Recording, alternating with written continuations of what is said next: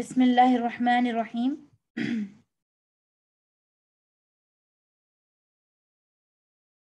آپ کو آواز آ رہی ہے آپ لوگ کو؟ جی اب آ رہی ہے۔ جی، وہ کسی وجہ سے رک گیا تھا، پھر شروع کرتے ہیں انشاءاللہ۔ وہ پھر دو ریکارڈنگز ہوں گے شاید آج کے انشاءاللہ۔ بسم اللہ الرحمن الرحیم۔ جس وقت یہ آیت نازل ہوئی یہ جو ہے لوگوں کا یہ نہیں تھا نظریہ کہ سب ستارے ایک دوسرے کے گرد گھوم رہے ہیں جیسے سورج کے گرد۔ آئیے آیت نمبر 36 تک کا ترجمہ کر لیتے ہیں۔ اے پیغمبر، تم سے پہلے بھی ہمیشہ زندہ رہنا ہم نے کسی فرد بشر کے ساتھ طے نہیں کیا، چنانچہ تمہارا انتقال ہو گیا تو یہ لوگ ایسے ہیں جو ہمیشہ زندہ رہیں۔ ہر جاندار کو موت کا مزہ چکھنا ہے اور ہم تمہیں آزمانے کے لیے بری بھلی حالتوں میں مبتلا کرتے ہیں اور تم سب ہمارے پاس ہی لوٹا کر لائے جاؤ گے۔ اور جن لوگوں نے کفر اپنا رکھا ہے جب وہ تمہیں دیکھتے ہیں تو اس کے سوا ان کا کوئی کام نہیں ہوتا، وہ تمہارا مذاق بنانے لگتے ہیں اور کہتے ہیں کیا یہی صاحب ہیں جو تمہارے خداؤں کا ذکر کرتے ہیں؟ یعنی یہ کہتے ہیں کہ ان کی کوئی حقیقت نہیں، حالانکہ ان کافروں کی اپنی حالت یہ ہے کہ وہ خدا رحمان ہی کا ذکر کرنے سے انکار کر بیٹھے ہیں۔ کفار مکہ آن حضرت صلی اللہ علیہ وسلم کے بارے میں کہتے تھے کہ ان کی موت کا انتظار کر رہے ہیں ہم، اس سے ان کا مقصد یہ تھا کہ آپ کے انتقال کے موقع پر وہ خوشی منائیں گے۔ اس کے جواب میں یہ آیت نازل ہوئی کہ اول تو موت ہر شخص کو آنی ہے، اور کیا خود یہ خوشی منانے والے موت سے بچ جائیں گے؟ یعنی آن حضرت صلی اللہ علیہ وسلم بتوں کے بارے میں فرماتے ہیں کہ ان کی خدائی کی کوئی حقیقت نہیں۔ اس پر یہ لوگ عیب لگاتے ہیں کہ آپ ہمارے خداؤں کا برائی سے ذکر کر رہے ہیں، لیکن ان کا اپنا حال یہ ہے کہ جب آن حضرت صلی اللہ علیہ وسلم رحمان کا نام ذکر کرتے ہیں تو یہ اس کا انکار کرتے ہیں۔ رحمان کیا ہوتا ہے؟ دیکھیے سورہ فرقان سورہ نمبر 25 آیت نمبر 60۔ آئیے آگے کا ترجمہ کرتے ہیں۔ ترجمہ 42 تک کا ہے یہ 37 سے۔ انسان جلد بازی کی خصلت لے کر پیدا ہوا ہے، میں عنقریب تمہیں اپنی نشانیاں دکھا دوں گا، لہٰذا تم مجھ سے جلدی مت مچاؤ۔ اور یہ لوگ مسلمانوں سے کہتے ہیں اگر تم سچے ہو آخر یہ عذاب کی دھمکی کب پوری ہوگی؟ کاش ان کافروں کو اس وقت کی کچھ خبر ہو جاتی جب یہ اپنے چہروں سے آگ کو دور کر سکیں اور نہ اپنی پشتوں سے اور نہ ان کی کوئی مدد میسر آئے گی، بلکہ وہ آگ ان کے پاس ایک دم دھمکے گی اور ان کے ہوش و حواس گم کر کے رکھ دے گی، پھر نہ یہ اسے پیچھے ہٹا سکیں گے اور نہ کوئی مہلت دی جائے گی۔ اور اے پیغمبر، تم سے بھی پیغمبروں کا مذاق اڑایا گیا، تم سے پہلے بھی پیغمبروں کا مذاق اڑایا گیا، پھر ان کا مذاق بنانے والوں کو اسی چیز نے آ گھیرا جس کا وہ مذاق اڑایا کرتے تھے۔ کہہ دو کون ہے جو رات میں اور دن میں خدا رحمان کے عذاب سے تمہارا بچاؤ کرے مگر وہ ہیں کہ اپنے پروردگار کے ذکر سے منہ موڑے ہوئے ہیں۔ جب آن حضرت صلی اللہ علیہ وسلم دنیا یا آخرت میں اللہ تعالیٰ کے عذاب سے ڈراتے تھے تو یہ لوگ اس کا مذاق اڑاتے تھے کہ لے آؤ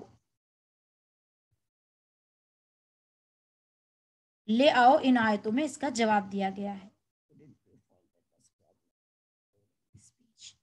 اوکے، یہ پیج یہاں سے لوڈ نہیں ہو رہا ہے، ہم اس کی تلاوت کرتے ہیں انشاءاللہ۔ اللہ سے امید ہے کہ اللہ تعالیٰ اچھا ایک پیج رہ جا رہا ہے۔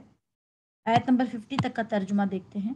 اور ہم قیامت کے دن ایسی ترازو لا کر رکھیں گے جو سراپا انصاف ہوگی، چنانچہ کسی پر کوئی ظلم نہیں ہوگا۔ اگر کوئی عمل رائی کے دانے کے برابر بھی ہوگا تو ہم اسے سامنے لے آئیں گے اور حساب کے لیے ہم کافی ہیں۔ اور ہم نے موسیٰ اور ہارون کو حق باطل کا ایک معیار، ہدایت کی ایک روشنی اور متقی لوگوں کے لیے نصیحت کا ایک سامان عطا کیا تھا، جو دیکھے بغیر اپنے پروردگار سے ڈرے، جن کو قیامت کی گھڑی کا خوف لگا ہوا ہو۔ اور جب بھی یہ قرآن برکتوں والا پیغام و نصیحت ہے اور ہم نے نازل کیا ہے، پھر بھی تم اسے ماننے سے انکار کرتے ہو۔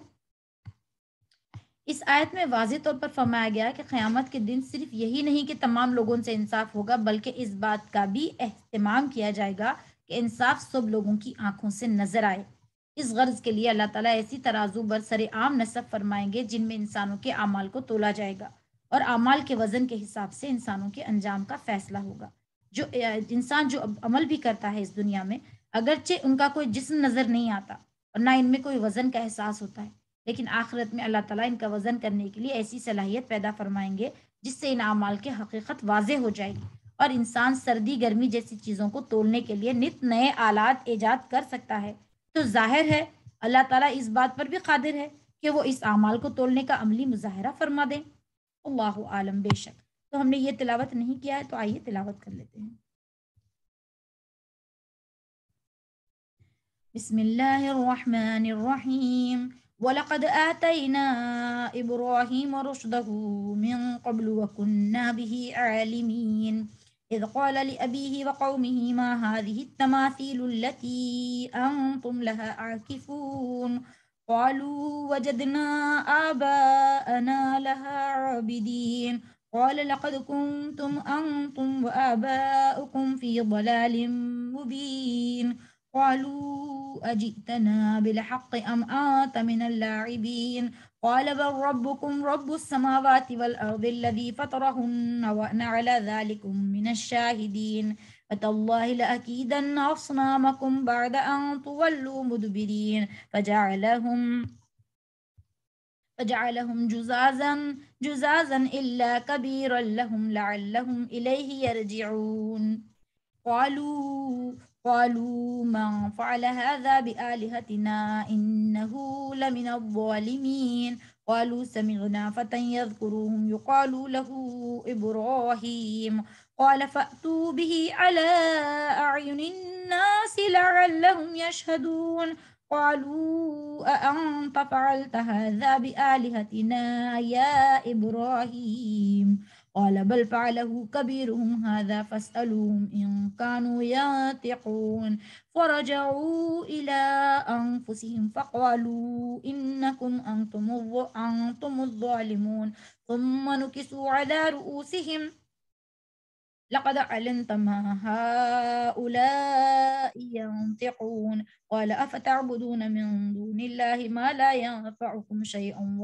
ولا يضركم أف لكم ولما تعبدون من دون الله أفلا تعقلون قالوا هرقوه وانصروه آلهتكم إن كنتم فاعلين قلنا يا نار كوني بردا وسلاما على إبراهيم فأرادوا به كيدا فجعلناهم الأخسرين ونجيناه ولوطا إلى الأرض التي باركنا فيها للعالمين ووهبنا له إسحاق ويعقوب نافلة وكلا جعلنا صالحين وجعلناهم أئمة يهدون بأمرنا وأوحينا إليهم فعل الخيرات وإقام الصلاة وإيتاء الزكاة وكانوا لنا عابدين ولوطا آتيناه حكما وعلما ونجيناه من القرية التي كانت تعمل الخبائث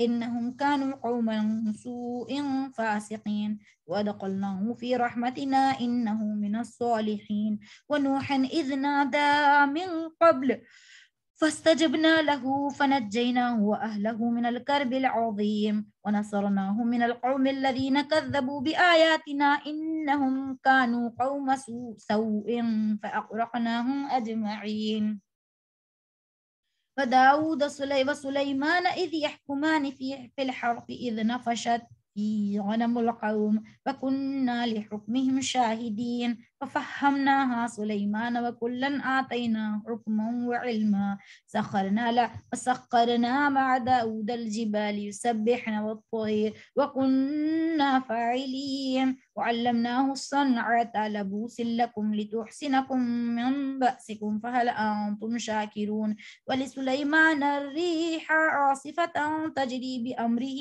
إلى الأرض التي باركنا فيها وكنا بكل شيء عالمين ومن الشياطين من يغوصون له ويعملون عملا دون ذلك وكنا لهم حافظين وأيوب إذ نادى ربه أني مسني الضر وأنت أرحم الراحمين فاستجبنا له فكشفنا ما به من ضر وآتيناه أهله ومثله معهم رحمة من عندنا وذكرى عندنا وذكرى للعابدين وإسماعيل وإدريس وذا الكفل كل من الصابرين وأدخلناه في رحمتنا إنهم من الصالحين وظنون إذ ذهب مغاضبا فظن أن لن نقدر عليه فنادى في الظلمات أن لا إله إلا أنت سبحانك لا إله إلا أنت سبحانك إني كنت من الظالمين فاستجبنا له ونجيناه من الغم وكذلك ننجي المؤمنين وزكريا إذ نادى ربه ربي لا تذرني فردا وأنت خير الوارثين فاستجبنا له ووهبنا له يحيى وأصلحنا له زوجه إنهم كانوا يسارعون في الخيرات ويدعوننا رغبا ورهبا وكانوا لنا خاشعين والتي أحصنت فرجها فنفخنا فيها من روحنا وجعلناها وابنها آية للعالمين إن هذه أمتكم أمة واحدة وأنا ربكم فاعبدون وتقطعوا أمرهم بينهم كل إلينا راجعون فمن يعمل من الصالحات وهو مؤمن فلا كفران لسعيه وإنا له كاتبون وحرام على قرية أهلكناها أنهم لا يرجعون حتى إذا فتحت يأجوج ومأجوج وهم من كل حدب ينسلون واقترب الوعد الحق فإذا هي شاخصة أبصار الذين كفروا يا ويلنا قد كنا في غفلة من هذا بل كنا ظالمين إنكم وما تعبدون من دون الله حصب جهنم أنتم لها واردون لو كان هؤلاء آلهة ما وردوها وكل فيها خالدون لهم فيها زفير وهم فيها لا يسمعون إن الذين سبقت لهم من الحسنى أولئك عنها مبعدون لا يسمعون حسيسها وهم فيما اشتهت أنفسهم خالدون لا يحزنهم الفزع الأكبر وتتلقاهم الملائكة هذا يومكم الذي كنتم توعدون يوم نطوي السماء كطي السجل للكتب كما بدأنا أول خلق نعيده وعدا علينا إنا كنا فاعلين ولقد كتبنا في الزبور من بعد الذكر أن الأرض يرثها عبادي الصالحون إن في هذا لبلاغا لقوم عابدين وما أرسلناك إلا رحمة للعالمين قل إنما يوحى إلي أنما إلهكم إله واحد فهل أنتم مسلمون فإن تولوا فقل آذنتكم على سواء وإن أدري أقريب أم بعيد ما توعدون إنه يعلم الجهر من القول ويعلم ما تكتمون وإن أدري لعله فتنة لكم ومتاع إلى حين قال رب احكم بالحق وربنا الرحمن المستعان ولا ما تصفون. آئیے ترجمہ دیکھ لیتے ہیں.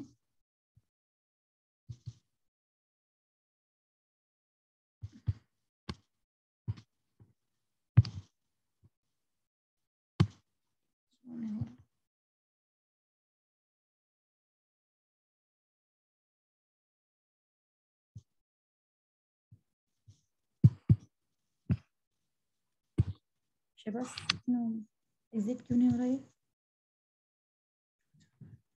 ایگزٹ 1 منٹ، 1 منٹ اسٹاپ شیئر میں پھر کرتے ہیں. 1 منٹ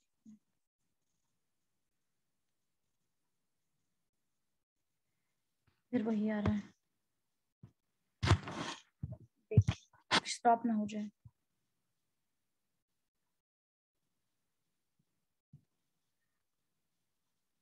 ایگزٹ فل اسکرین نہیں نکالو.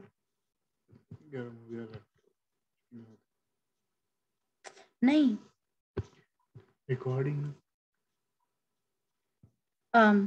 یہ فل ایگزٹ اسکرین نہیں ہو رہی، 1 منٹ دیجیے. سورہ انبیاء ختم ہو گیا. اللہ تعالیٰ پتہ نہیں آج کیا مشکل ہو رہی ہے.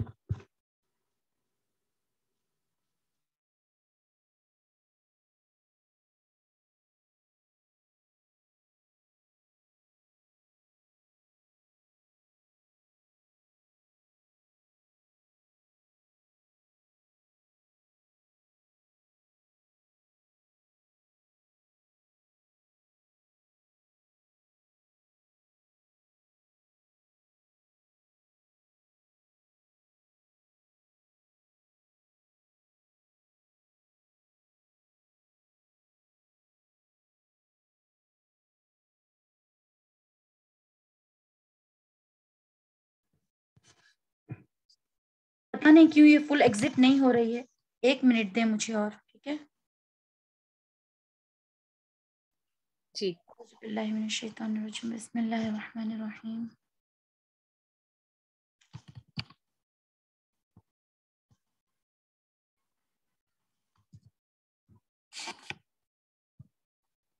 ہاں بس، تھینک یو.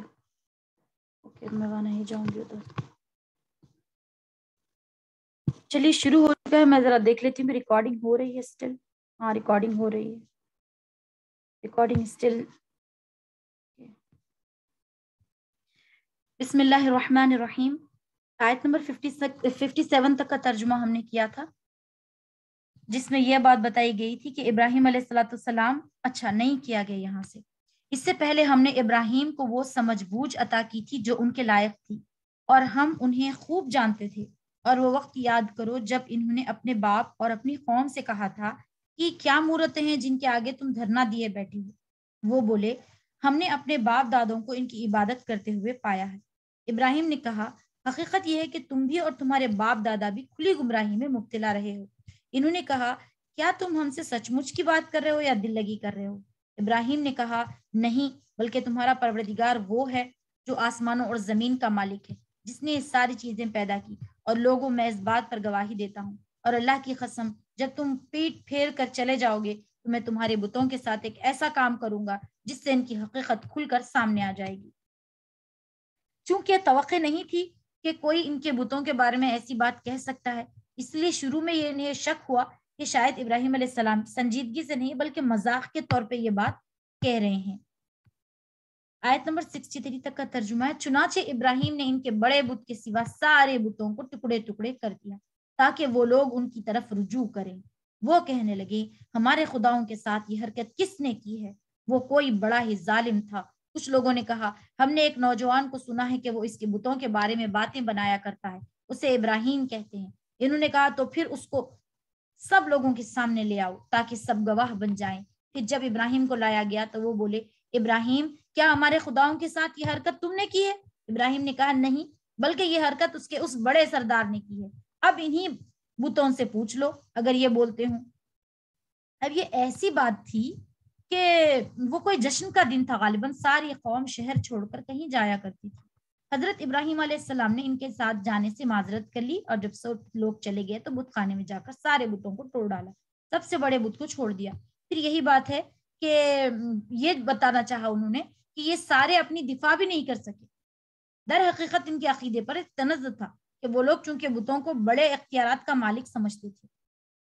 مصلحت انہوں نے سبق سکھانے کے لیے ایسا کہا تھا کہ وہ لوگ کو سمجھ آئے کہ عقل آئے، دیکھو یہ تو بت نہیں کر سکتا. پھر یہ جب خود کی حفاظت نہیں کر سکی تھی تو آپ لوگوں کی حفاظت کیا کریں گے، یہ بتانا چاہ رہے. اس پر وہ لوگ اپنے دل میں کچھ سوچنے لگے اور اپنے آپ سے کہنے لگے سچی بات تو یہی ہے کہ تم خود ظالم ہو. پھر انہوں نے اپنے سر جھکا لیا اور کہا تمہیں تو معلوم ہی ہے کہ یہ بولتے نہیں ہیں. ابراہیم نے کہا بھلا بتاؤ کیا تم اللہ کو چھوڑ کر ایسی چیزوں کی عبادت کر رہے ہو جو تمہیں نہ کچھ فائدہ پہنچاتی ہے نہ نقصان؟ تف ہے تم پر اور ان پر بھی جن کی تم اللہ کو چھوڑ کر عبادت کرتے ہو. بھلا تمہیں اتنی بھی سمجھ نہیں؟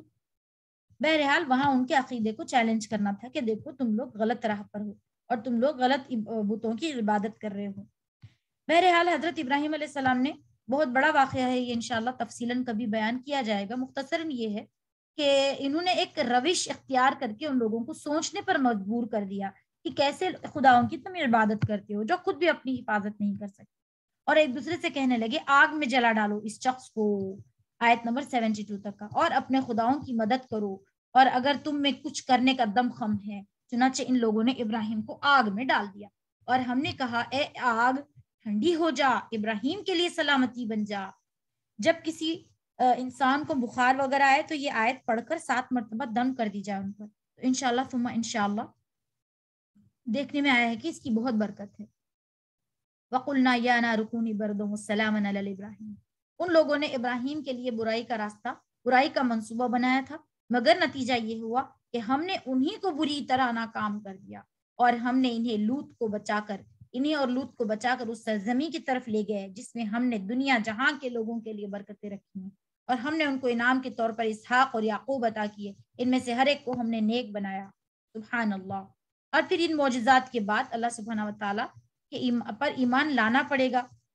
تو آگ کی تو خاصیت ہوتی ہے نا کہ وہ جلا ڈالے، لیکن جب بندہ مومن کو آگ میں ڈالا گیا تو خود اللہ تعالیٰ نے اس آگ کو، اس کی آگ کی صفت کو بدل دیا اور ٹھنڈی کر دیا ابراہیم علیہ السلام کے لیے۔ لوط حضرت ابراہیم علیہ السلام کے بھتیجے تھے۔ سورہ عنکبوت سے معلوم ہوتا ہے کہ ان کی قوم میں سے تنہا ہی وہی ان پر ایمان لائے تھے۔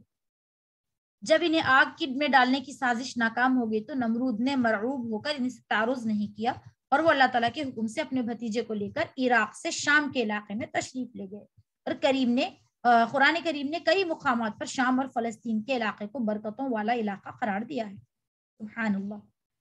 77 تک کا ترجمہ ہے۔ ان سب کو ہم نے پیشوا بنایا جو ہمارے حکم سے لوگوں کی رہنمائی کرتے تھے، اور ہم نے وحی کے ذریعے انہیں نیکیاں کرنے اور نماز قائم کرنے اور زکوٰۃ ادا کرنے کی تاکید کی، اور وہ ہماری عبادت گزار تھے۔ اور لوط کو ہم نے حکمت اور علم عطا کیا تھا اور انہیں اسی بستی سے نجات دی تھی جو گندے کام کرتی تھی، اور حقیقت میں وہ بہت برائی والی نافرمان قوم تھی۔ اور لوط کو ہم نے اپنی رحمت سے داخل کر لیا، وہ نیک لوگوں میں سے تھے۔ اور نوح کو بھی ہم نے حکمت اور علم عطا کیا، اور وہ وقت یاد کرو جب اس واقعے سے پہلے ہم نے انہیں پکارا تو ہم نے ان کی دعا قبول کی۔ وقت یاد کرو، اوکے۔ اور ان کے ساتھیوں کو بڑی بھاری مصیبت سے بچا لیا، اور جس قوم نے ہمارے نشانیوں کو جھٹلایا اس کے مقابلے میں ان کی مدد کی۔ حقیقت یہ ہے کہ وہ بہت برے لوگ تھے، اس لیے ہم نے ان سب کو غرق کر دیا۔ یوں تو یہ بہت سے گندے کاموں میں مبتلا تھی، لیکن جس گھناؤنی حرکت کا قرآن کریم نے خاص طور پر ذکر کیا تھا وہ ہم جنس پرستی یعنی مردوں کا مردوں سے جنسی لذت حاصل کرنے کا ذکر ہے۔ یہاں مفصل سورہ تذکرہ سورہ ہود میں گزر چکا ہے۔ آیت نمبر 81 تک کا ترجمہ ہے۔ اور داؤد علیہ السلام، داؤد اور سلیمان کو بھی ہم نے حکمت اور علم عطا کیا۔ جب وہ دونوں ایک کھیت کے جھگڑے کا فیصلہ کر رہے تھے تو کچھ لوگوں کی بکریاں رات کے وقت ان کے کھیت میں جا گھسی تھیں، اور لوگوں کے بارے میں فیصلہ ہوا، ہم انہیں دیکھ رہے تھے۔ چنانچہ اس فیصلے کی سمجھ ہم نے سلیمان کو دی، اور ہم نے ان دونوں کو ہی حکمت اور علم عطا کیا تھا، اور ہم نے داؤد کے ساتھ پہاڑوں کو تابع دار بنایا تاکہ وہ پرندوں کو لے کر ان تسبیح کریں، اور سارے کام ہم ہی کرنے والے تھے۔ اور ہم نے انہیں تمہارے فائدے کے لیے ایک جنگلی باز یعنی زرہ بنانے کی صنعت سکھائی تاکہ وہ تمہاری لڑائی میں ایک دوسرے کی زد سے بچائے۔ اب بتاؤ کیا تم شکر گزار ہو؟ اور ہم نے تیز چلتی ہوئی ہوا کو سلیمان کا تابع کر دیا جو ان کے حکم سے اس سرزمین کی طرف چلتی تھی جس میں ہم نے برکتیں رکھی، اور ہمیں ہر بات کا علم ہے۔ اب وہ واقعہ ایک بہت بڑا واقعہ ہے بکریوں کا۔ حضرت داؤد علیہ السلام نے کیا فیصلہ کیا تھا وہ آپ پورا اس واقعے میں دیکھ سکتے ہیں۔ بہرحال داؤد علیہ السلام نے بہت ہی اچھی طریقے سے داؤد علیہ السلام کی خاصیت یہ تھی کہ ان کے ہاتھ میں لوہا نرم ہو جایا کرتا تھا، اور سلیمان علیہ السلام کے تابع ہوائیں تھیں، وہ ہوا پہ سفر بھی کر سکتے تھے، اڑ بھی سکتے تھے ہواؤں پر، کوئی چادر وغیرہ بچھا کے ذریعے ہواؤں پہ سفر کر سکتے۔ اور کچھ ایسے شریر جنات بھی ہم نے ان کے تابع کر دیے تھے جو ان کی خاطر پانی میں غوطے لگاتے تھے اور اس کے سوا اور بھی کام کرتے تھے، اور ان سب کی دیکھ بھال کرنے والے ہم تھے۔ اور ایوب کے دیکھو جب انہوں نے اپنے پروردگار کو پکارا کہ مجھے یہ تکلیف لگ گئی ہے اور تو سارے رحم کرنے والوں سے بڑھ کر رحم کرنے والا ہے۔ یہ جو ہے ربہ انی مسنی الضر وانت ارحم الراحمین بہت ہی پیاری آیت ہے۔ جب بھی آپ کو کوئی تکلیف ہو، کوئی مشکل، کوئی ایسی بیماری جو جاتی نہیں ہو، زخم جاتا نہیں ہو تو آپ یہ دعا ضرور پڑھ لیں، انشاءاللہ اللہ سبحانہ و تعالیٰ اس اپنے کرم سے یہ دعا کے ذریعے آپ کی اس بیماری کو دور فرمائیں گے۔ شریر جنات حضرت سلیمان علیہ السلام کے تابع تھے، اور حضرت ایوب علیہ السلام کے بارے میں قرآن کریم نے اتنا بتایا کہ انہیں کوئی سخت بیماری لاحق ہو گئی، لیکن انہوں نے صبر و ضبط سے کام لیا اور اللہ تعالیٰ کو پکارتے رہے، یہاں تک کہ اللہ تعالیٰ نے ان کو شفا عطا فرمائی۔ وہ کیا بیماری تھی اس کی تشریح قرآن کریم نے بیان کرنے کی ضرورت نہیں سمجھی، اس لیے اس کی تفصیل میں جانے کی ضرورت نہیں ہے۔ مثال جو روایتیں اس سلسلے میں مشہور ہیں وہ عام طور سے مستند نہیں ہیں۔ آگے ہے 87 تک کا، پھر ہم نے ان کی دعا قبول کی اور انہیں جو تکلیف لاحق تھی اسے دور کر دیا، اور ان کو ان کے گھر والے بھی دیے، اور ان کے ساتھ اتنے ہی لوگ اور بھی، تاکہ ہماری طرف سے رحمت کا مظاہرہ ہو اور عبادت کرنے والوں کو ایک یادگار سبق ملے۔ اور اسماعیل اور ادریس نے ذوالکفل کو دیکھو، یہ سب صبر کرنے والے تھے، اور ہم ان کو اپنی رحمت سے داخل کر لیا، یقیناً ان کا شمار نیک لوگوں میں تھا۔ اور مچھلی والے پیغمبر یعنی یونس علیہ السلام کو دیکھو، جب وہ خفا ہو کر چل پڑے تھے اور یہ سمجھے تھے کہ ہم ان کی کوئی پکڑ نہیں کریں گے، پھر انہوں نے اندھیروں میں سے آواز لگائی، یا اللہ تیرے سوا کوئی معبود نہیں، تو ہر عیب سے پاک ہے، بے شک میں قصوروار ہوں۔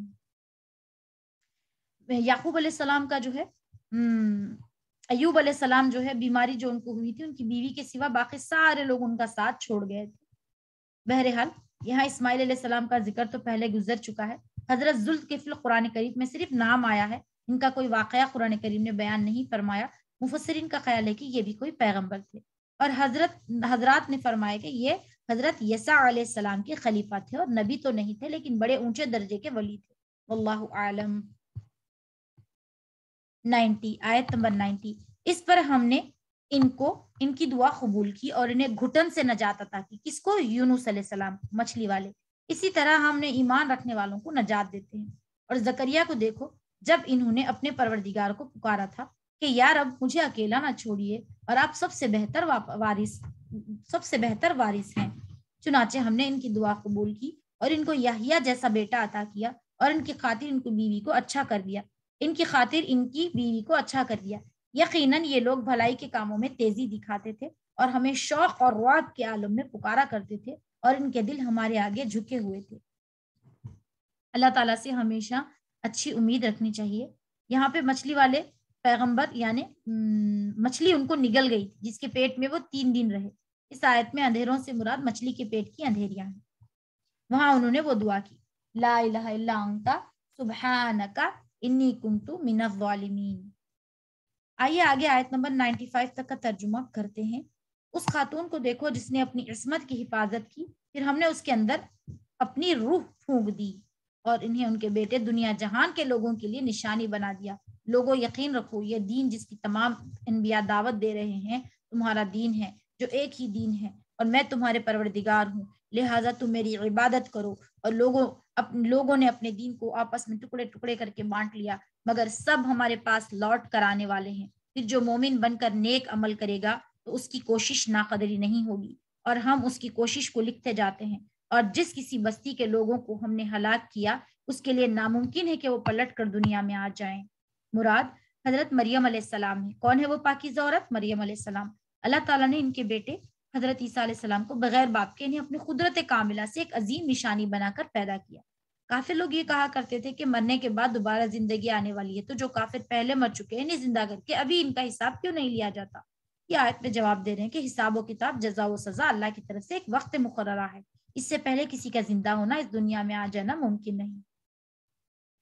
آیت نمبر 100 تک کا ترجمہ ہے، یہاں تک کہ ہو سکتا ہے ہم نے یہ نہیں کیا ہو تو ہم آگے دیکھ لیتے ہیں۔ 95 تک کا ہم نے تلاوت ترجمہ کیا ہے، اب آئیے تلاوت دیکھتے ہیں۔ بسم اللہ الرحمن الرحیم۔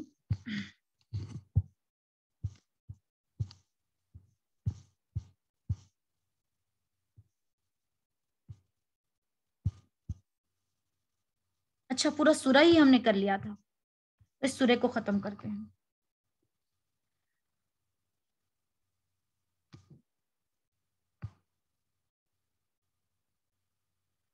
یہاں پہ فرمایا جا رہا ہے، جب یاجوج اور ماجوج کو کھول دیا جائے گا اور وہ ہر بلندی سے پھسلتے نظر آئیں گے اور سچا وعدہ پورا ہونے کا وقت قریب آ جائے گا، تو اچانک حالت یہ ہوگی یہاں قیامت کی نشانیاں بیان ہو رہی.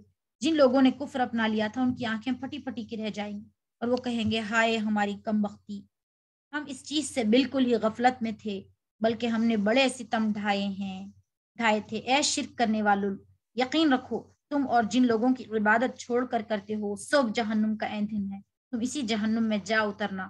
اگر یہ واقع خدا ہوتے تو اس جہنم میں نہ جاتے، اور یہ سب کے سب ہمیشہ اسی میں رہیں گے. وہاں ان کی چیخیں نکلیں گی اور وہاں کوئی نہیں سن سکے گا.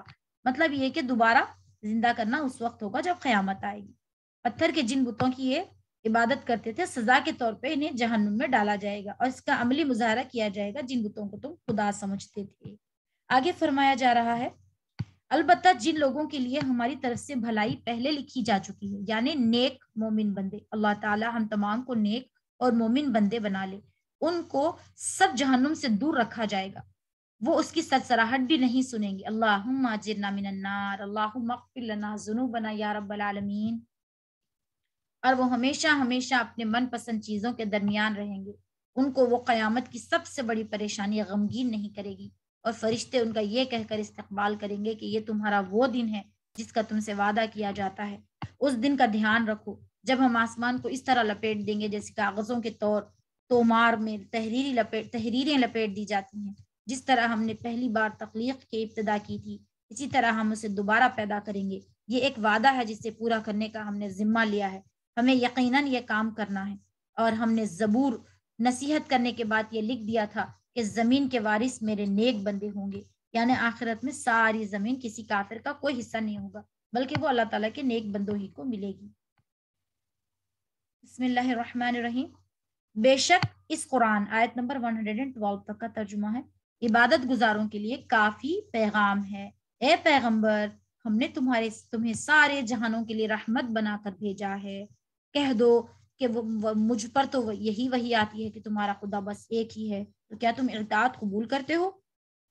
پھر بھی اگر یہ لوگ منہ موڑیں تو کہہ دو کہ میں نے تمہیں علل اعلان خبردار کر دیا ہے، اور یہ مجھے نہیں معلوم ہے جس سزا کا تم سے وعدہ کیا جا رہا ہے وہ قریب ہے یا دور. بے شک اللہ وہ باتیں بھی جانتا ہے جو وہ بلند آواز میں کہی جاتی ہیں، اور وہ باتیں بھی جانتا ہے جو تم چھپاتے ہو. اور میں نہیں جانتا شاید سزا میں یہ تاخیر تمہارے لیے ایک آزمائش ہے اور کوئی خاص وقت تک کے لیے مزے کرنے کا موقع دینا ہے. آخرکار پیغمبر نے کہا اے میرے پروردگار حق کا فیصلہ کر دیجئے، اور ہمارا پروردگار بڑی رحمت والا، اور جو باتیں تم بناتے ہو اس کے مقابلے میں اسی کی مدد درکار ہے. تو یہ سورہ ختم ہو گیا. آئیے سورہ حج شروع کرتے ہیں، اس کی تلاوت شروع کرتے ہیں. بسم اللہ الرحمن الرحیم. یا ایہا الناس اتقوا ربکم ان زلزلۃ الساعۃ شیء عظیم یوم ترونها تذهل كل مرضعة عما أرضعت وتضع كل ذات حمل حملها وترى الناس سكارى وما هم بسكارى ولكن عذاب الله شديد ومن الناس من يجادل في الله بغير علم ويتبع كل شيطان مريد كتب عليه أنه من تولاه فأنه يضله ويهديه إلى عذاب السعير. يا أيها الناس إن كنتم في ريب من البعث فإنا خلقناكم من تراب ثم من نطفة ثم من علقة ثم من مضغة مخلقة وغير مخلقة لنبين لكم ونقر في الأرحام ما نشاء إلى أجل مسمى ثم نخرجكم طفلا ثم لتبلغوا أشدكم ومنكم من يتوفى ومنكم من يرد إلى أرذل العمر لكي لا يعلم من بعد علم شيئا وترى الأرض حامدة فإذا أنزلنا عليها الماء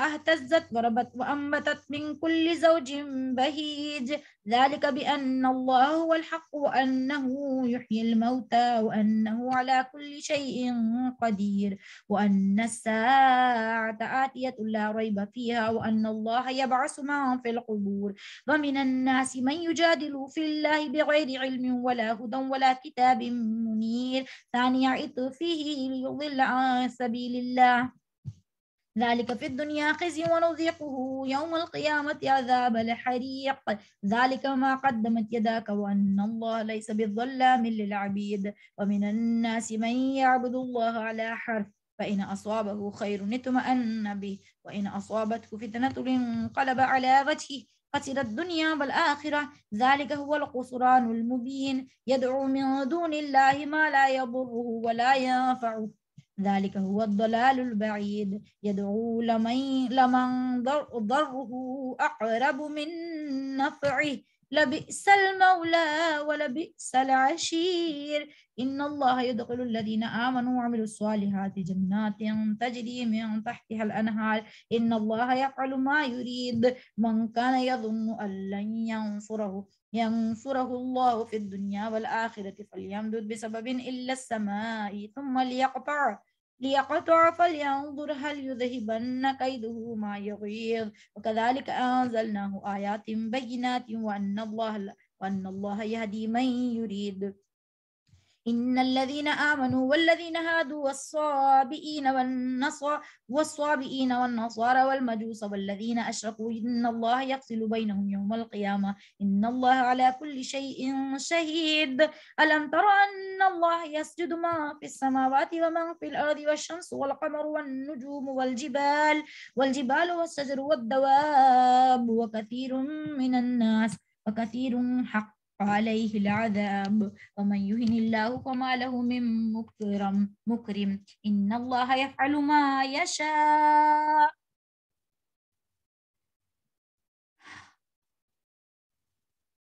यहाँ सजदा लिखा गया है आइए सजदा कर लेते हैं जिन्होंने तिलावत की है वो सजदा कर लें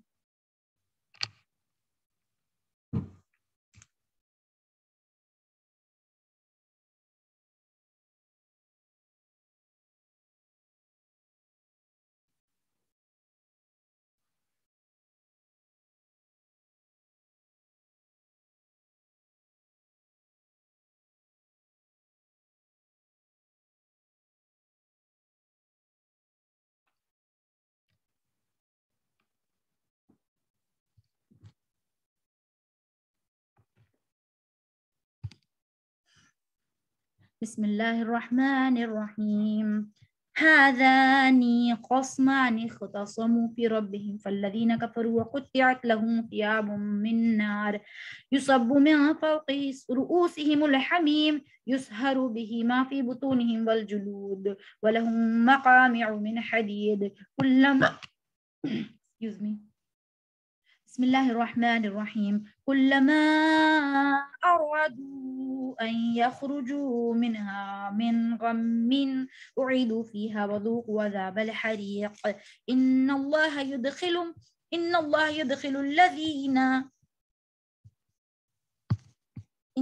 يدخل الذين آمنوا وعملوا الصالحات جنات تجري من تحتها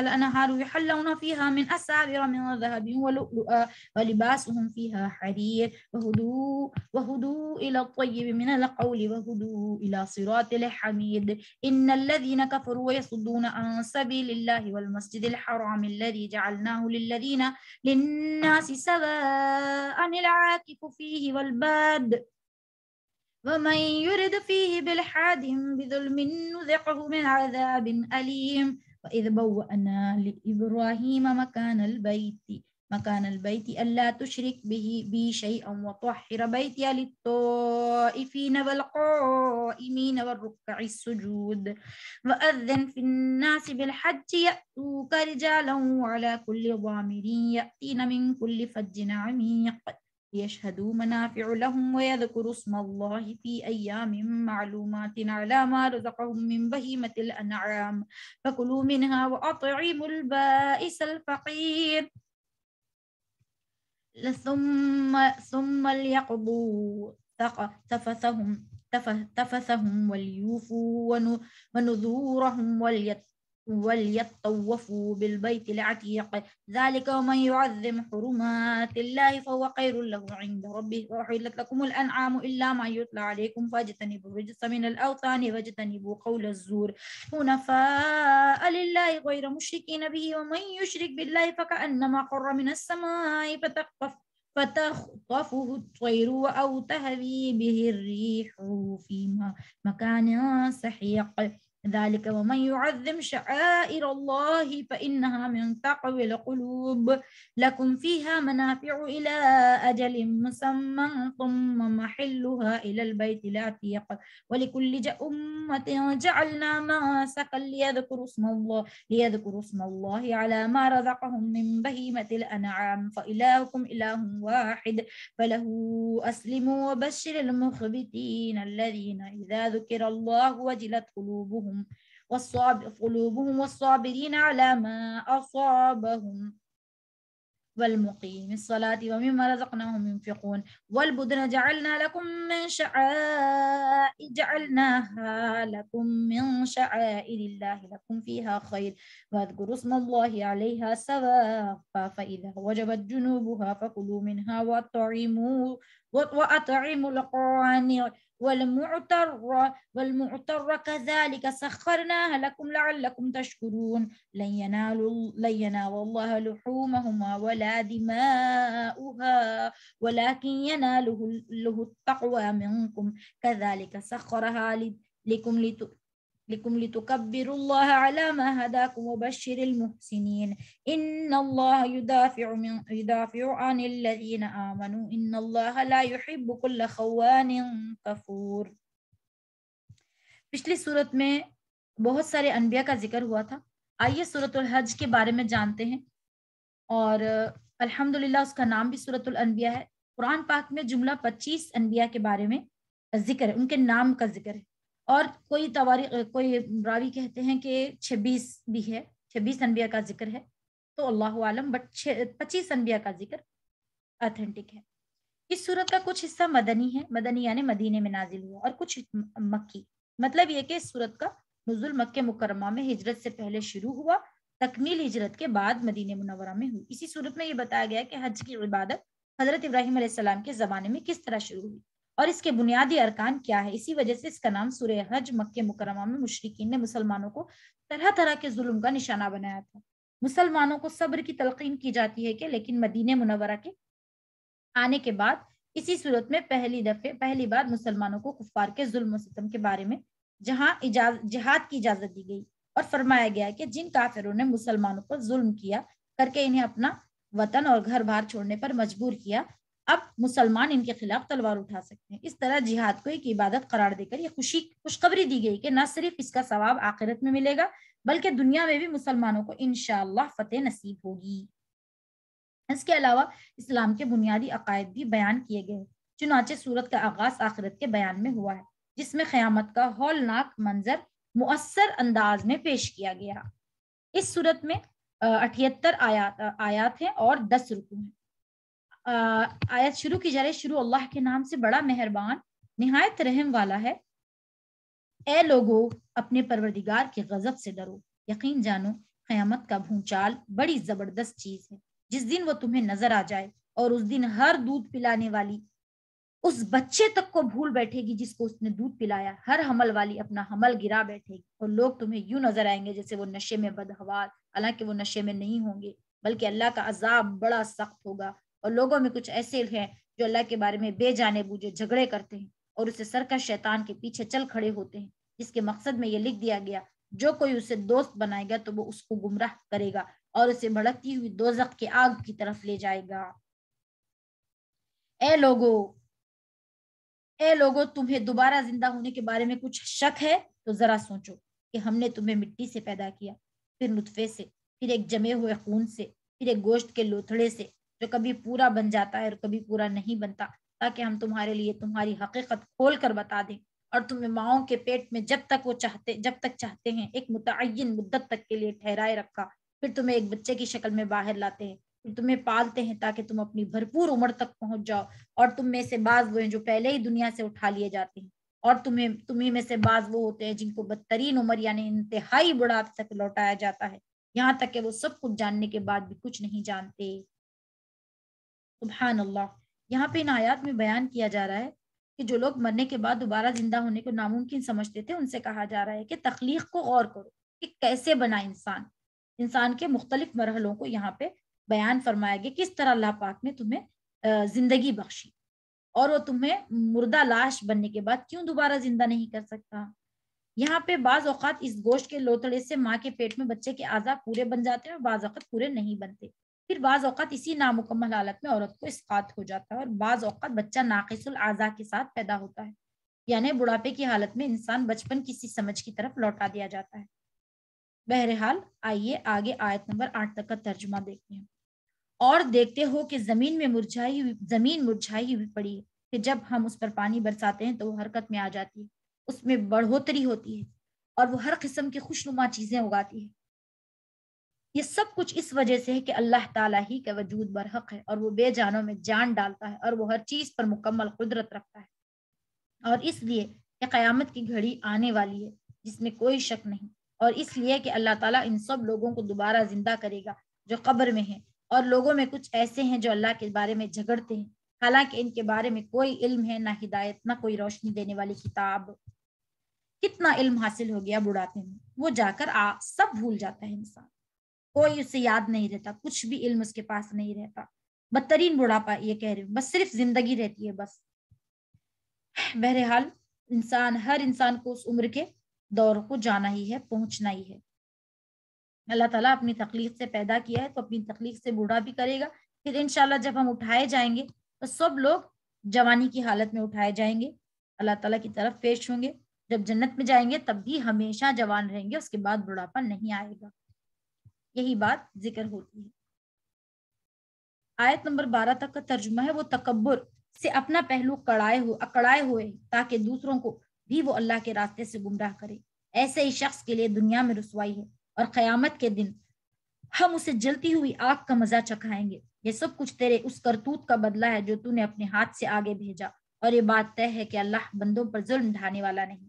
اور جو لوگوں میں سے جو شخص بھی ایک کنارے پر رہ کر اللہ کی عبادت کرتا ہے، چنانچہ اگر اس دنیا میں کوئی فائدہ پہنچ گیا تو وہ اسے مطمئن ہو جاتا ہے، اور اسے کوئی آزمائش پیش آتی ہے تو منہ موڑ کر پھر کفر کی طرف چل دیتا ہے، ایسے شخص نے دنیا بھی کھوئی اور آخرت بھی، یہی تو کھلا ہوا گھاٹا ہے۔ وہ اللہ کو چھوڑ کر ان کی عبادت کرتا ہے جو نہ اس سے نقصان پہنچا سکتے ہیں نہ فائدہ دے سکتے ہیں، یہی تو پرلے درجے کی گمراہی ہے۔ آگے بتایا جا رہا، زندگی تو دی گئی، زندگی میں نیکی اور بدی بھی ہوگی، ظالم اور مظلوم سب برابر نہیں ہو جائیں گے، لیکن قیامت کے دن سب کو ایک ساتھ انصاف لیا جائے گا، اور اللہ تعالیٰ ایسی ناانصافی کے لیے انسانوں کو پیدا نہیں کر سکتا جو چاہے ایک دوسرے پر ظلم کرتے رہیں، گناہوں کا طور مار کر لگا دے، اسے اپنے عمل کی کوئی سزا ہی نہ ملے، ایسا نہیں ہو سکتا، برابر اس کو سزا ملے گی۔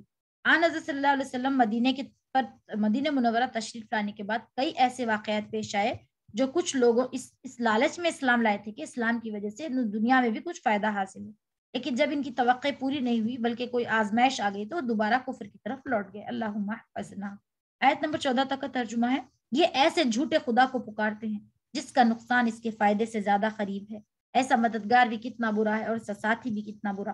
جو لوگ ایمان لائے، انہوں نے نیک عمل کیے، یقیناً اللہ ان کو ایسے باغات میں داخل کرے گا جن کے نیچے نہریں بہتی ہوں گی، یقیناً ہر وہ کام کرتا ہے اللہ جس کا ارادہ کر لیتا ہے۔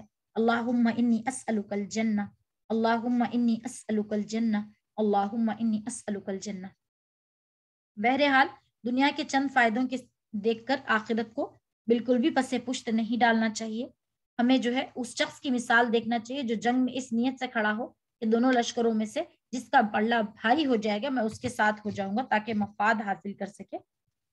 تو یہ واقعات مدینے میں پیش آتے تھے جب آپ صلی اللہ علیہ وسلم نے ہجرت کی۔ اصل میں ان جھوٹے خداؤں کو تو خود کو فائدہ پہنچانے کی بھی طاقت نہیں، تو یہ دوسروں کو کیا فائدہ پہنچا سکتے۔ بہرحال آیت نمبر 16 تک کا ترجمہ ہے، جو شخص یہ سمجھتا ہے کہ اللہ دنیا اور آخرت میں اس پیغمبر کی مدد نہیں کرے گا تو وہ آسمان تک ایک رسی تان کر رابطہ کاٹ ڈالے، پھر دیکھے کہ اس کی یہ تدبیر اس کو جھنجھلاہٹ دور کر سکتی ہے۔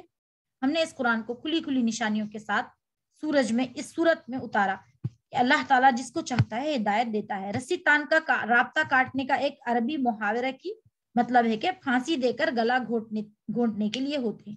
اگر یہ یہاں اس معنی میں لیے جائیں جیسا کہ حضرت عبداللہ ابن عباس رضی اللہ تعالیٰ عنہ سے منقول ہے، تو اس صورت میں آسمان سے مراد اوپر کی سمت یعنی چھت ہوگی، اور آیت کا مطلب یہ ہوگا کہ ایسا شخص جس کا خیال یہ تھا کہ آن حضرت صلی اللہ علیہ وسلم کو کسی قسم کی کامیابی حاصل نہیں ہوگی، تو اس کا یہ خیال نہ تو پورا ہوا ہے نہ ہوگا، اور اگر اس پر غصہ یا جھنجھلاہٹ ہے تو وہ چھت کی طرف ایک رسی تان کر اپنے آپ کو پھانسی دے دے اور اپنا گلا گھونٹ لے۔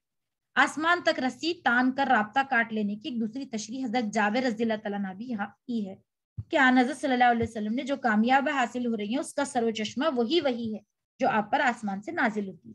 اگر اب کسی شخص کو ان کامیابیوں پر غم و غصہ ہے تو وہ کامیابیوں کا راستہ روکنا چاہتا ہے، تو اس کا ایک ہی طریقہ ہے کہ وہ کوئی رسی تان کر آسمان تک جائے اور وہاں سے آن حضرت صلی اللہ علیہ وسلم کا وہ رابطہ کاٹ دے جس کے ذریعے آپ پر وہی آ رہی ہے۔ ایسا تو ہو ہی نہیں سکتا، ناممکن ہے۔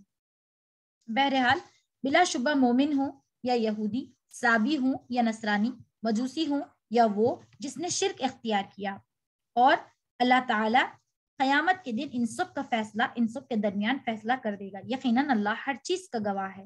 کیا تم نے نہیں دیکھا کہ اللہ تعالیٰ کے آگے وہ سب سجدہ کرتے ہیں جو آسمانوں میں ہیں اور وہ سب جو زمینوں میں ہیں، نیز سورج، چاند، ستارے اور پہاڑ اور درخت اور جانور اور بہت سے انسان بھی اور بہت سے ایسے بھی جن پر عذاب طے ہو چکا ہے، اور جسے اللہ ذلیل کر دے کوئی نہیں ہے کہ اسے عزت دے سکے۔ یقیناً اللہ وہی کرتا ہے جو چاہتا۔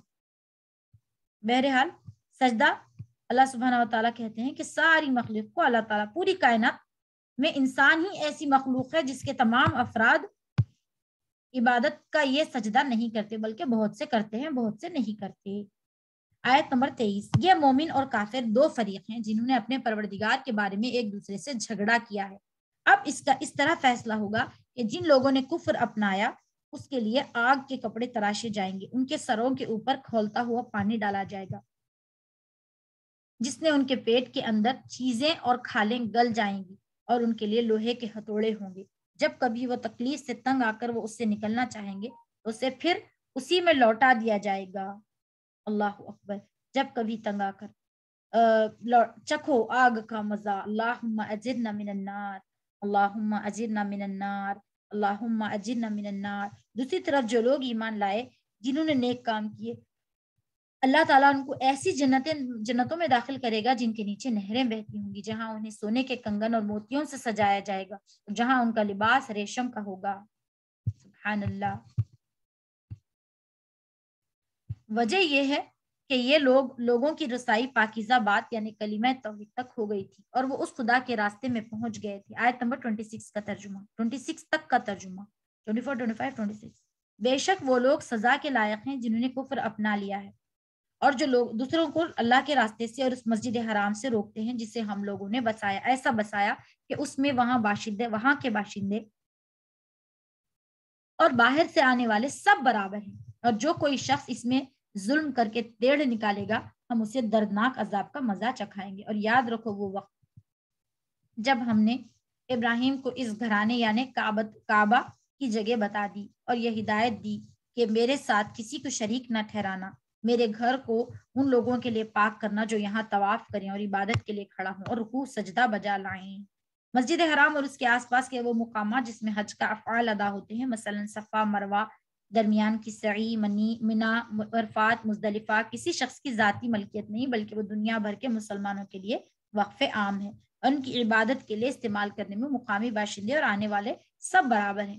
ٹیڑھی راہ نکالنے سے مراد کفر و شرک، جرم کے احکام کی خلاف ورزی، حرم کے احکام کی خلاف ورزی، بلکہ ہر قسم کا گناہ۔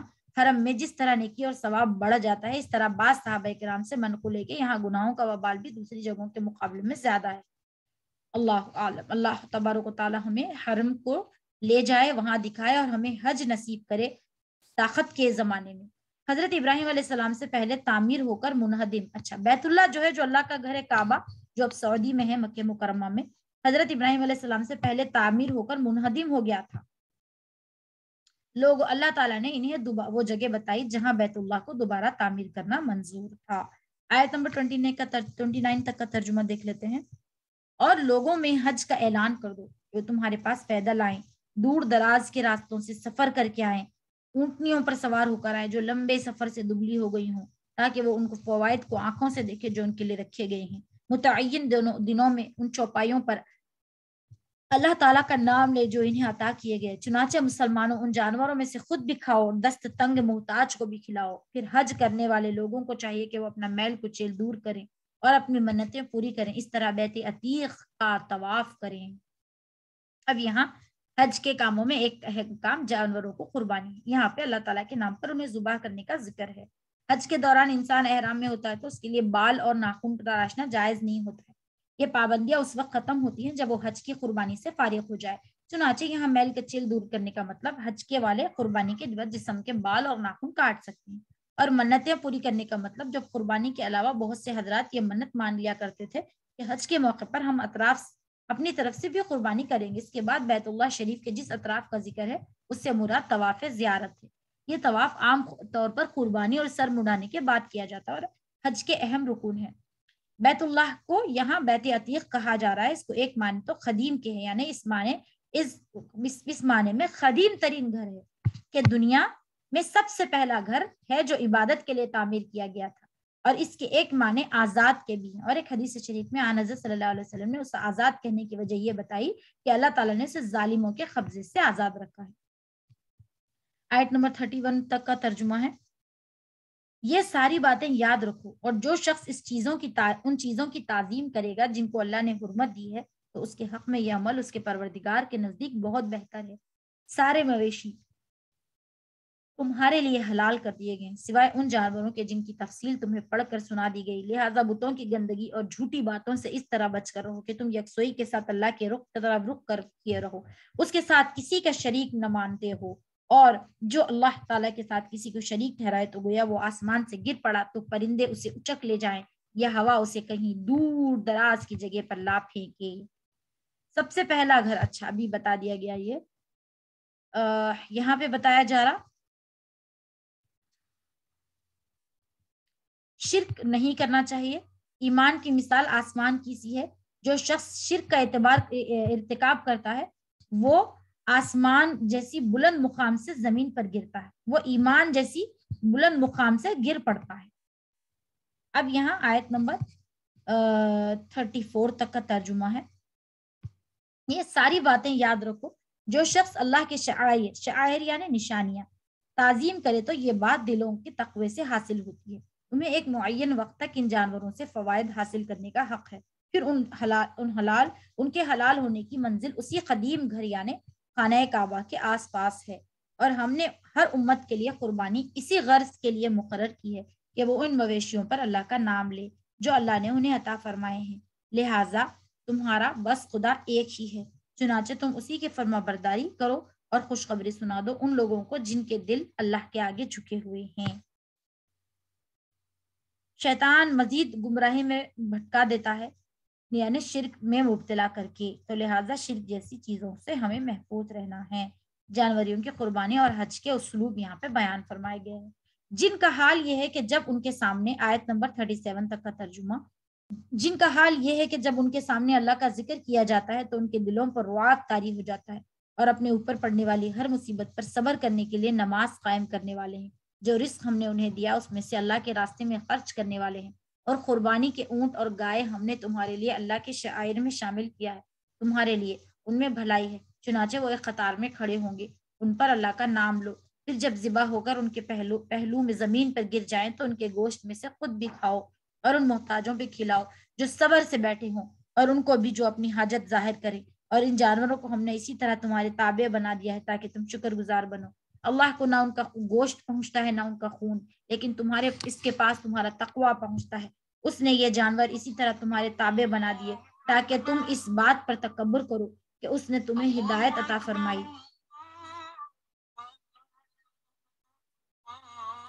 اور جو شخص خوش سبلی سے نیک عمل کرتے ہیں تو انہیں خوشخبری سنا دو۔ یہاں پہ کہاں پہ وہاں حلال کرنا چاہیے، ذبح کرنا چاہیے، اس کا ذکر ہے۔ آیت نمبر 41 تک کا ترجمہ ہے جو ہم نے تلاوت کر لیا ہے۔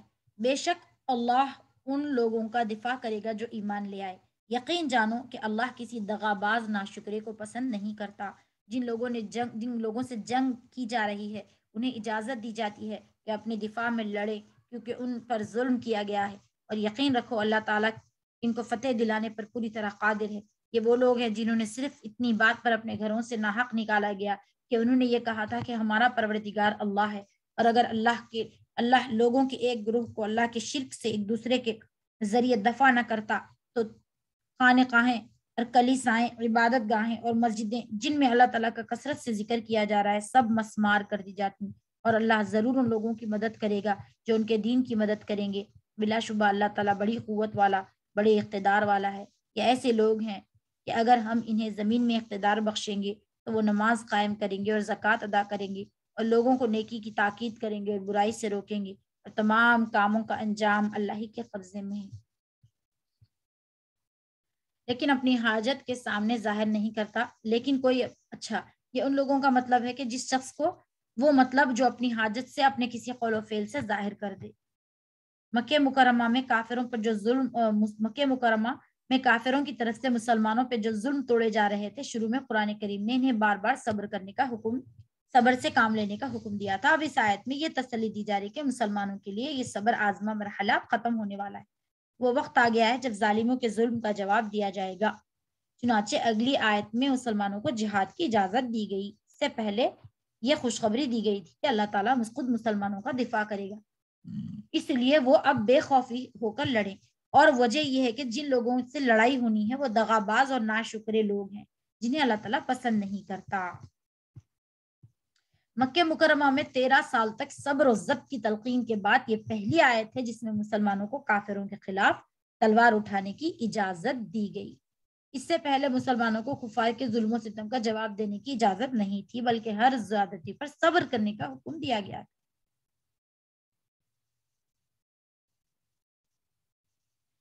یہاں پہ جہاد کی حکمت بیان فرمائی ہے کہ وہ جتنے انبیاء کرام علیہ السلام اس دنیا میں آئے، اپنے اپنے وقتوں میں انہوں نے صرف اللہ کی عبادت کی تعلیم دی، اس کے لیے عبادت گاہیں بنائیں۔ حضرت عیسیٰ علیہ السلام کی شریعت میں اس کام کے لیے خانقاہیں، کلیسائیں بنائے گئے، جنہیں عربی میں صومع اور بیع کہا جاتا ہے۔ حضرت موسیٰ علیہ السلام کے پیرووں نے جو عبادت گاہیں بنائی ان کو صلوات کہا گیا۔ مسلمانوں کی عبادت گاہوں کو مسجد کہا جاتا ہے۔ جو لوگ ان آسمانی مذہب کی مخالف تھے وہ ان عبادت گاہوں کو مٹانے کے در پہ تھے، اگر ان کے خلاف جہاد کی اجازت نہ ہوتی تو وہ ان عبادت گاہوں کو مسمار کر دیتے۔ مسلمانوں کو مدینہ منورہ میں حکومت قائم کرنے اور کافروں کے خلاف لڑنے اور ان کی مدد کرنے کا مقصد اس حال آیت میں بتایا گیا۔ یہ لوگ زمین میں اقتدار حاصل کرنے کے بعد اپنی جان اور مال اللہ تعالیٰ کی عبادت خود بھی کریں گے اور دوسروں کو بھی نیکی کی تلقین کریں گے، برائی سے روکنے کا فریضہ انجام دیں گے۔ اس طرح یہ آیت ایک اسلامی ریاست بننے کے اغراض و مقاصد بیان فرما رہی ہے۔ یہاں سے ہمیں تلاوت کرنا ہے۔ بسم اللہ الرحمن الرحیم۔ اذن للذین یقاتلون بأنہم ظلموا وإن اللہ علی نصرهم لقدیر الذین اخرجوا من دیارهم بغیر حق الا ان یقولوا ربنا اللہ ولولا دفع اللہ الناس بعضهم ببعض لهدمت صوامع وبيع وصلوات ومساجد يذكر فيها اسم الله كثيرا ولينصرن الله من ينصره إن الله لقوي عزيز الذين إن مكناهم في الأرض أقاموا الصلاة وآتوا الزكاة وأمروا بالمعروف ونهوا عن المنكر ولله عاقبة الأمور وإن يكذبوك فقد كذبت قبلهم قوم نوح وعاد وثمود وقوم إبراهيم وقوم لوط وأصحاب مدين وكذب موسى فأمليت للكافرين ثم أخذتهم فكيف كان نكير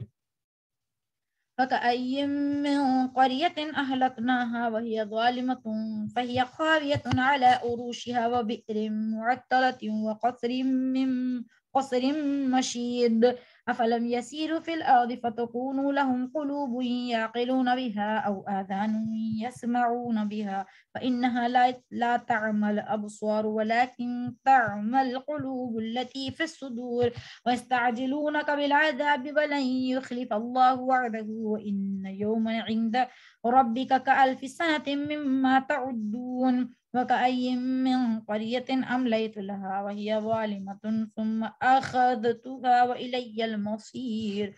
قل يا أيها الناس إنما أنا لكم نذير مبين. فالذين آمنوا وعملوا الصالحات لهم مغفرة ورزق كريم والذين سعوا في آياتنا معاجزين أولئك أصحاب الجحيم. وما أرسلنا من قبلك من رسول ولا نبي إلا إذا تمنى ألقى الشيطان في أمنيته فينسخ الله ما يلقي الشيطان ثم يحكم الله آياته والله عليم حكيم ليجعل ما يلقي الشيطان فتنة للذين في قلوبهم مرض والقاسية قلوبهم وإن الظالمين لفي شقاق بعيد.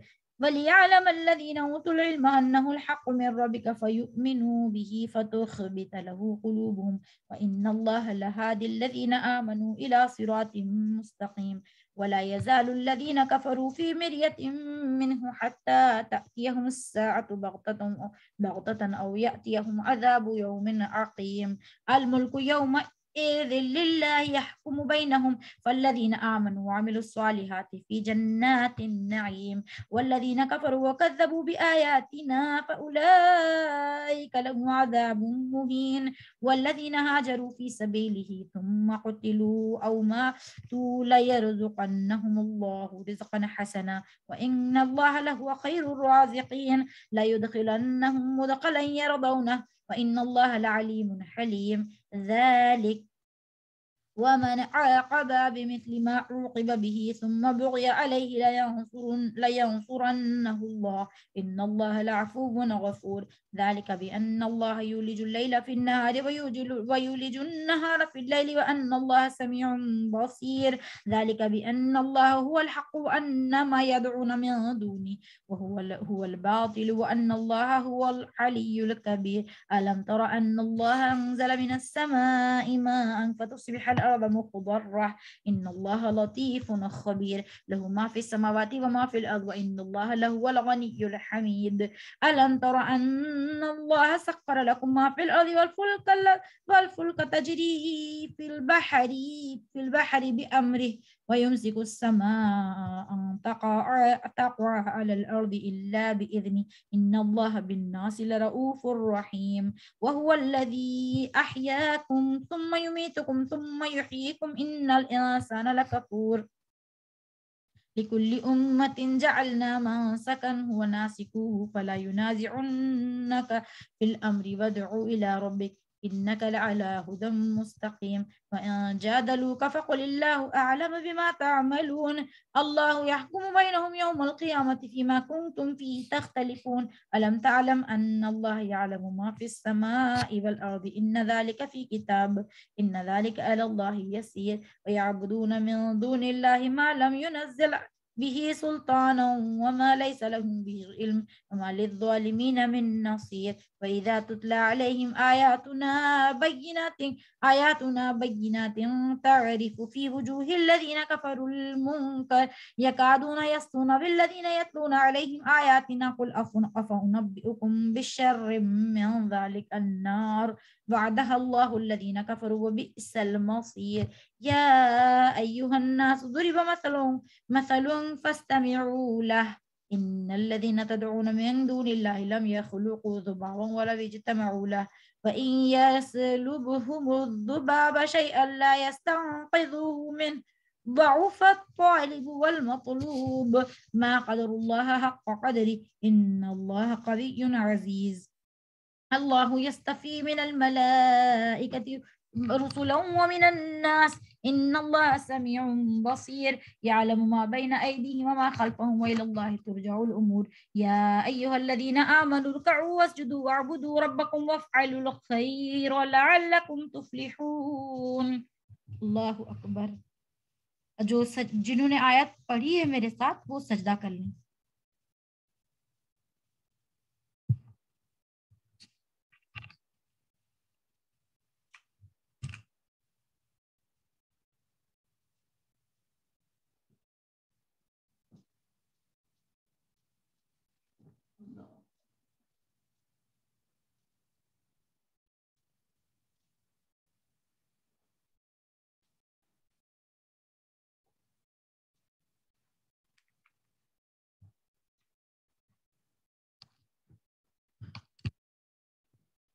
بسم اللہ الرحمن الرحیم.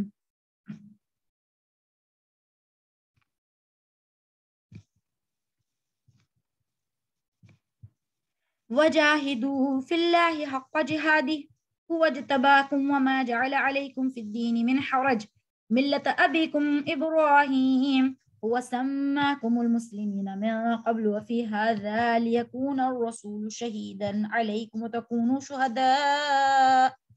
شهداء على الناس فأقيموا الصلاة وآتوا الزكاة واعتصموا بالله هو مولاكم فنعم المولى ونعم النصير. آئیے ترجمہ دیکھ لیتے ہیں. اللہ سبحانہ و تعالیٰ یہاں پہ فرما رہے ہیں آیت نمبر 42 سے 46. اے پیغمبر اگر یہ لوگ تمہیں جھٹلاتے ہیں تو ان سے پہلے نوح کی قوم اور عاد و سمود کی قوم میں بھی اپنے اپنے پیغمبروں کو جھٹلا چکی ہے. نیز ابراہیم علیہ السلام کی قوم اور لوط کی قوم اور مدین کے لوگ بھی اور موسیٰ کو بھی جھٹلایا گیا. چنانچہ ان کافروں کو میں نے کچھ ڈھیل دی تھی پھر انہیں پکڑ لیا اور اب دیکھ لو میری پکڑ کیسی تھی. غز بستیاں جن کو ہم نے اس وقت ہلاک کیا جب وہ ظلم کر رہی تھی چنانچہ وہ اپنی چھتوں کے بل گر پڑی. کتنے ہی کنویں جو اب بیکار پڑے ہوئے ہیں اور کتنے پکے بنے ہوئے ہیں جو محل جو کھنڈر بن چکے ہیں. تو کیا یہ لوگ زمین میں چلے پھرے نہیں جس سے انہیں وہ دل حاصل ہو سکے جو انہیں سمجھ دے سکے یا ایسے کان حاصل ہوتے جس سے وہ سن سکتے. حقیقت یہ ہے کہ آنکھیں اندھی نہیں ہوتی بلکہ وہ دل اندھے ہو جاتے ہیں جو سینوں کے اندر ہیں. مطلب بصیرت کی بات فرما رہے ہیں یہاں پہ اللہ پاک. آگے فرمایا گیا یہ لوگ تم سے عذاب کی جلدی لانے کا مطالبہ کرتے ہیں حالانکہ اللہ تعالیٰ اپنے وعدے کی ہرگز خلاف ورزی نہیں کرے گا. اور یقین جانو تمہارا رب یہاں کا ایک دن تمہاری گنتی کے مطابق 1000 سال کا ہوتا ہے. اور کتنی ہی بستیاں ایسی تھیں رب کے یہاں کا ایک دن 1000 تمہاری گنتی کے مطابق 1000 سال کا ہوتا. اللہ تعالیٰ کے پاس کا ایک دن 1000 سال کے ہوتا. سبحان اللہ. اور کتنی ہی بستیاں ایسی تھیں جنہیں میں نے مہلت دی تھی اور وہ ظلم کرتی رہیں پھر میں نے انہیں پکڑ لیا اور سب کو آخر میں میرے پاس ہی لوٹنا ہوگا. اللہ تعالیٰ کے نزدیک ایک دن کے 1000 سال کے ہونے کے برابر کا مطلب کیا ہے اس کی صحیح تشریح تو اللہ تعالیٰ کو ہی معلوم ہے. حضرت عبداللہ ابن عباس رضی اللہ تعالیٰ نے اسے متشابہات بھی شمار کیا لیکن اس آیت کو سمجھنے کے لیے اتنی تشریح کافی ہے کہ کفار کے سامنے جب یہ کہا جاتا تھا کہ کفر کے نتیجے میں اللہ تعالیٰ کی طرف سے دنیا یا آخرت میں عذاب آئے گا تو مذاق اڑاتے تھے اور یہ کہتے تھے کہ اتنے دن گزر گئے لیکن کوئی عذاب نہیں آیا. اگر واقع عذاب آنا ہے تو ابھی کیوں نہیں آ جاتا. اس کے جواب میں فرمایا جا رہا ہے کہ اللہ نے جو وعدہ کر رکھا ہے وہ ضرور پورا ہوگا. اس وقت تو اللہ تعالیٰ کی اپنی حکمت کے مطابق متعین ہوگا. جو تم سمجھ رہے ہو اس کے آنے میں بہت دیر ہو گئی ہے. در حقیقت جس مدت کو تم 1000 سال سمجھتے ہو وہ اللہ تعالیٰ کے نزدیک ایک دن کے برابر ہے. انشاءاللہ سورہ معارج میں بھی اس کی ذکر آئے گا.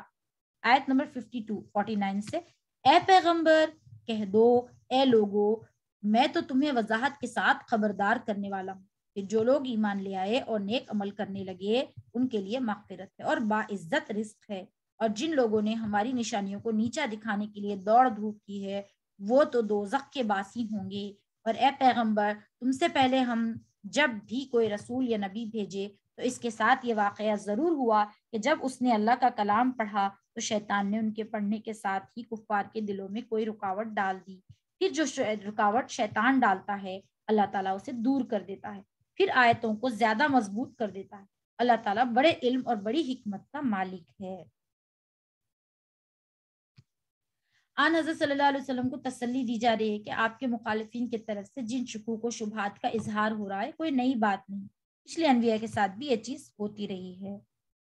اللہ تعالیٰ کا کوئی اثر مخلص مسلمانوں پر باقی نہیں رہنے دیتا ہے. اللہ تعالیٰ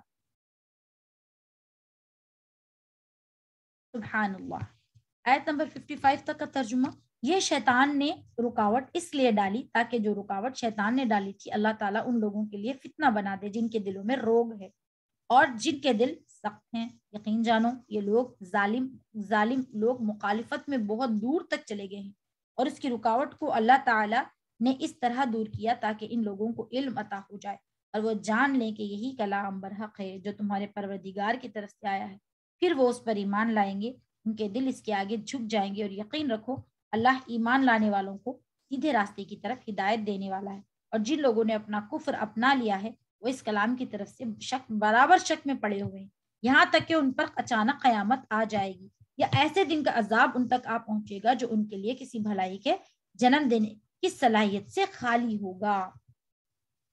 اب یہاں اس کی وضاحت یہ کی جا رہی ہے کہ انبیاء کرام اپنی قوم کی اصلاح کے لیے کس بات کی تمنا کرتے تھے، مگر شروع میں شیطان اس تمنا میں پورے ہونے میں رکاوٹ پیدا کر دیتا. آخر کار شیطان اللہ تعالیٰ نے اس رکاوٹ کو دور فرمایا اور اپنی ان آیتوں کو مزید مستحکم بنا دیا جس میں انبیاء کرام کی مدد کی بشارت دی گئی. البتہ شیطان نے جو رکاوٹ ڈالی تھی وہ کافر لوگوں کے دلوں میں روگ ہے، اسے انبیاء کرام کے خلاف دلیل کے طور پر پیش کر کے فتنے میں مبتلا ہو جاتے ہیں. اب یہاں پہ آیت نمبر 60 تک کا ترجمہ ہے. بادشاہی اس دن کے لیے ہوگی، وہ ان کے درمیان فیصلہ کرے گا. چنانچہ جو لوگ ایمان لائے ہیں، انہوں نے نیک عمل کیے ہیں، وہ نعمتوں کے باغات میں ہوں گے. اور جن لوگوں نے کفر اپنا لیا ہے، ہماری آیتوں کو جھٹلایا ہے، تو ایسے لوگوں کے لیے ذلت والا عذاب ہوگا. جن لوگوں نے اللہ تعالیٰ کے راستے میں ہجرت کی پھر قتل کر دیے یا ان کا انتقال ہو گیا تو اللہ تعالیٰ انہیں ضرور اچھا رزق دے گا. اور یقین رکھو اللہ تعالیٰ ہی بہترین رزق دینے والا ہے. وہ انہیں ضرور ایسی جگہ پہنچائے گا جس سے وہ خوش ہو جائیں گی. اور اللہ تعالیٰ یقیناً ہر بات کا جاننے والا بڑا بردبار ہے. یہ بات تو طے ہے. آگے یہ بھی سن لو کہ جس شخص نے کسی کو بدلے میں اتنی تکلیف پہنچائی جتنی اس کو پہنچائی گئی، اس کے بعد پھر ان کی زیادتی کی گئی، تو اللہ تعالیٰ اس کی مدد ضرور کرے گا. یقین رکھو اللہ تعالیٰ بہت معاف کرنے والا، بہت بخشنے والا ہے. یہاں پر مسلمانوں کو ان کافروں سے لڑنے کی اجازت دی گئی جنہوں نے ان پر ظلم ڈھالے ہیں. حالانکہ اب سے پہلے ان کے ظلم کے جواب میں صبر سے کام لیتے رہنے کا حکم کیا گیا. یہاں پہ جنگ کرنے اور اپنے ہر قسم کے ظلم کا بدلہ لینے کا اجازت دے دی گئی، بشرطیے جتنا ظلم ہوگا اتنا ہی بدلہ ہوگا، اس سے زیادہ نہیں ہوگا. یہ اس لیے کہ اللہ کی قدرت، آیت نمبر 64 تک کا ترجمہ ہے، یہ اس لیے کہ اللہ کی قدرت اتنی بڑی ہے کہ وہ رات کو دن میں داخل کر دیتا ہے اور دن کو رات میں داخل کر دیتا ہے. اسی لیے اللہ تعالیٰ ہر بات سنتا اور ہر چیز دیکھتا ہے. چنانچہ یہ اس لیے کہ اللہ تعالیٰ ہی حق ہے اور یہ لوگ اسے چھوڑ کر جن چیزوں کی عبادت کرتے ہیں سب باطل ہے. اور اللہ ہی وہ ہے جس کی شان بھی اونچی ہے اور رتبہ بھی بڑا ہے. کیا تم نے نہیں دیکھا کہ اللہ تعالیٰ نے آسمان سے پانی اتارا جس سے زمین سرسبز ہو جاتی ہے؟ حقیقت یہ ہے کہ اللہ بڑا مہربان، ہر بات سے باخبر ہے. جو کچھ آسمانوں میں ہے، جو کچھ زمینوں میں ہے، سب اسی کا ہے. اور یقین رکھو اللہ ہی وہ ذات ہے جو سب سے بے نیاز ہے، بذات خود تعریف کے قابل ہے.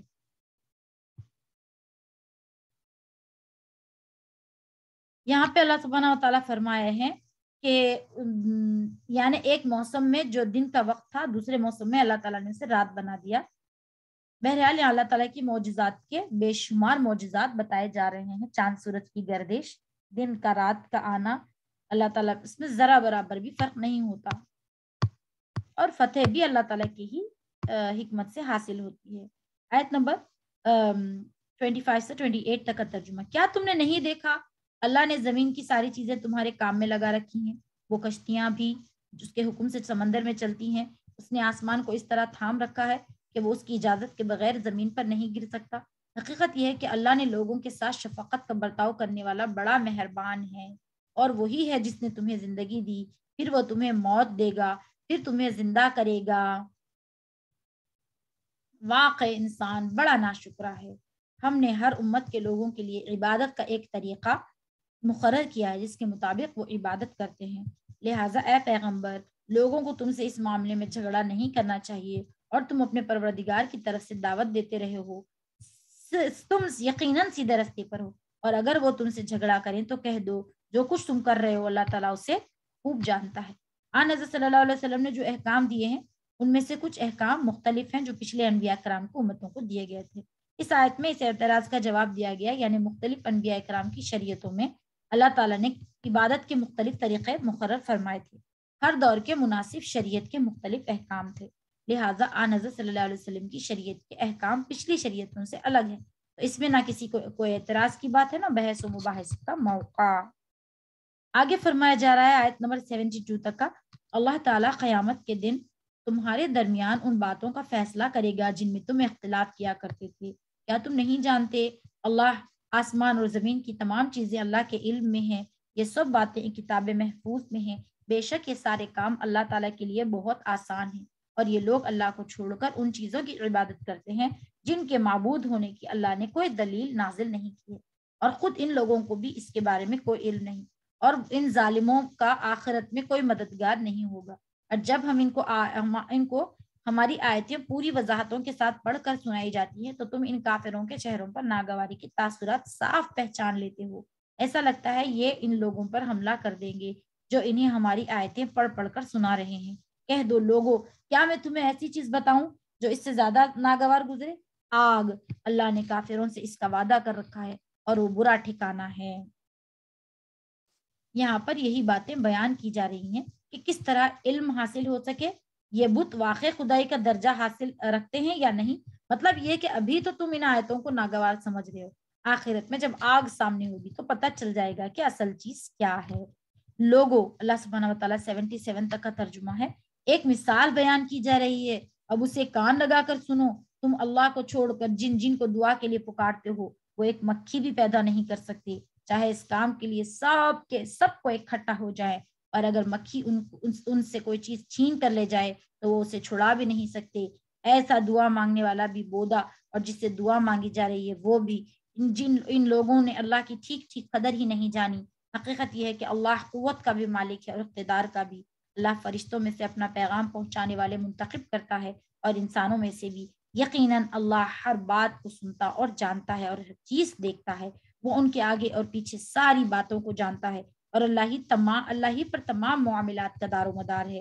اے ایمان والو، رکوع کرو، سجدہ کرو اور اپنے پروردگار کی بندگی کرو اور بھلائی کے کام کرو تاکہ تمہیں فلاح حاصل ہو جائے۔ یہاں پہ بتایا جا رہا کون سے فرشتے پیغمبروں کے پاس وہی لے کر جائیں اور کن انسانوں کی پیغمبری کے مقام پر سرفراز کیا جائے، پیغمبری کے مقام پر۔ ان سب باتوں کا تعین اللہ تعالیٰ ہی کرتے ہیں۔ شافعی مذہب میں یہاں سجدہ ہے، ہم نے بھی کر لیا، خیر۔ آگے 78 تک کا ترجمہ ہے، اور اللہ کے راستے میں جہاد کرو جیسا کہ جہاد کا حق ہے، اس نے تمہیں اپنے دین کے لیے منتخب کر لیا ہے اور تم پر دین کے معاملے میں کوئی تنگی نہیں۔ اپنے باپ ابراہیم کے دین کی مضبوطی سے تھام لو، اس نے پہلے بھی تمہارا نام مسلم رکھا تھا اس قرآن میں بھی، تاکہ یہ رسول تمہارے لیے گواہ بنے اور تم دوسرے لوگوں کے لیے گواہ بنو۔ لہٰذا نماز قائم کرو اور زکوٰۃ ادا کرو اور اللہ تعالیٰ کو مضبوطی سے تھام رکھو، وہ تمہارا رکھوالا ہے۔ دیکھو کتنا اچھا رکھوالا اور کتنا اچھا مددگار ہے۔ آن حضرت صلی اللہ علیہ وسلم اپنی امت کے مومنوں کے حق میں گواہی دیں گے، یہ لوگ ایمان لے آئے تھے، اور دوسری امتوں کے بارے میں بھی گواہی دیں گے کہ پیغمبروں نے ان کو اللہ تعالیٰ کا پیغام پہنچا دیا تھا۔ یہ سورہ بقرہ میں یہ مضمون بھی گزر چکا ہے، وہاں اس کی تشریح آپ دیکھ سکتے ہیں۔ صدق اللہ العلی العظیم، اللہ سچا اور بردبار و برتر ہے۔